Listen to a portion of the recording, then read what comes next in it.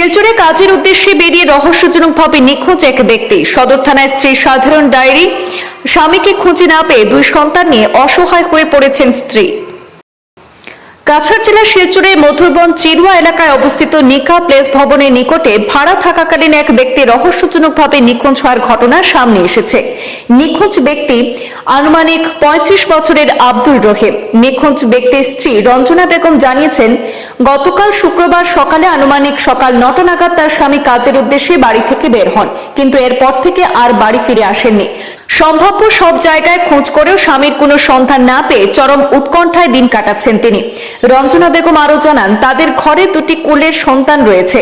স্বামীর কোনো খোঁজ না পেয়ে তিনি মানসিকভাবে ভেঙে পড়েছেন এবং গতকাল থেকে ভীষণ দুশ্চিন্তায় রয়েছেন। স্বামীর সন্ধান পেতে শনিবার তিনি শিলচর সদর থানায় একটি নিখোঁজ সংক্রান্ত ডায়েরি দায়ের করেছেন। পাশাপাশি তিনি প্রশাসনের পাশাপাশি সাধারণ মানুষের কাছেও তার স্বামীকে খুঁজে পেতে সহযোগিতার আবেদন জানিয়েছেন।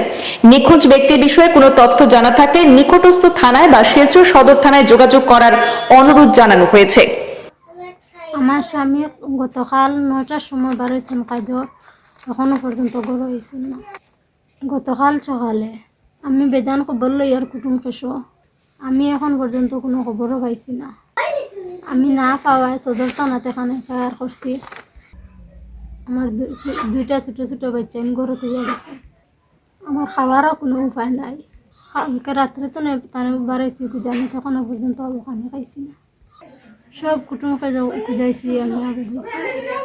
আমি যে কোনো মন্ত্র কই আর পুলিশ প্রশাসন রে যেন আমার স্বামীরে যে কোনো অবস্থা বা করে দেয়।